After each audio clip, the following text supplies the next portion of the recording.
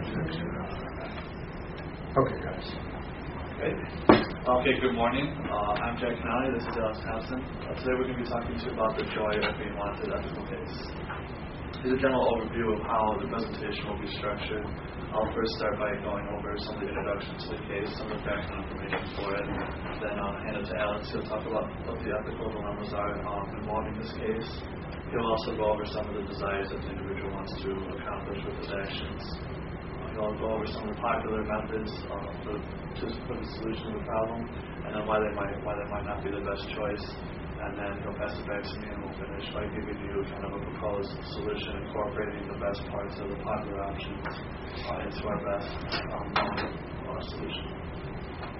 For the sake of this presentation, we'll refer to the individual as being John. John graduated at the top of his class from a highly respected university. He's got 6 years of prior field experience. He's at the top of his field, respected very much by his coworkers as well as his competitors. He's very dedicated to work, and we believe that because of the dedication to work, he has lost some of the social life aspect. But because of the sacrifice of social life, we believe that he has a pretty significant savings saved up. He recently met the girl of his dreams through a coworker, and they've gotten married. They're deciding to move across country to be a little bit closer to the spouse's family. His wife already has a job in the new area, and because of that, John also wants to find a job in the new area. So John sets up an interview with Company A, and Company A has been generous enough to supply him with some of the travel expenses. That includes the airplane ticket as well as the hotel expenses and some meal expenses while he's there. While in the area, John has some free time after interviewing with Company A, so he decides to take advantage of this and to set up some interviews with some of the other companies in the area. John really likes the area, and he wants to make sure that he can get a job in the new area, having his wife already has one. So he essentially gives himself a plan B by going and interviewing with some of these other companies. After the interviews, all the companies expressed interest in John, and John liked what he saw in all the companies. He would be happy to work for all of them. He interviewed for top-level, highly paid positions in all the companies. He hasn't received any offers yet, but he's hoping that he will receive some offers in the very near future. So now Alex will talk to you about some of the dilemmas that John's job search has created for him. Because of John's actions, he's created a dilemma for himself. First off, Company A paid for all of John's expenses. They were assuming that they're paying for his expenses because he's coming down there to only interview with them. But while he was down there, he interviewed with other companies. So it's not exactly fair for Company A to pay for all of John's travel expenses when he was down there to pursue employment with other rival companies. John's also created a dilemma for himself. John's a very experienced individual, very sought after, and with this money that's coming from Company A, it's going to cloud his vision when he's making his employment opportunity. He might be a little bit skewed to accept an offer from Company A, even if it's not the best offer for himself and for his family. It might hinder his future employment growth. He might be able to get a better offer from a different company, and this money might skew his opinion. And it's also, we believe he's violating the engineer's code of ethics. Canon 5 states that engineers should avoid deceptive acts. Now, in the code, it doesn't elaborate on this. It doesn't exactly include our situation, but we believe that, in a broad sense, John is being unethical. He's deceiving Company A. They're under one impression when really something else is going on. So we believe that that is a deceptive act. So because of John's actions, we believe that he now must contact Company A, and there are certain objectives he wants to accomplish when he's contacting Company A now. First, he needs to reiterate his interest in Company A. When he tells them that he interviewed with other companies, he needs to tell them why. It's not because he lost interest in them. It's because he needs employment in this new area. He's moving there with his wife, and he needs to get a new job. But when he's saying this, he doesn't want to sound desperate and get taken advantage of. If he sounds too desperate that he needs a job in this new area, Company A might give him a fast offer that's not as high as he could have gotten because they think that he's desperate for a job when John should be getting a fair offer due to his qualifications. He also wants to impress Company A with being an upstanding citizen. Company A is going to be has the possibility of hiring him, and you want to impress your company, making sure that they know who you are, what kind of character you have, and you also want to cover all your grounds. These companies might be in contact with each other. There's no telling if Company A does converse with the other rival companies in the area.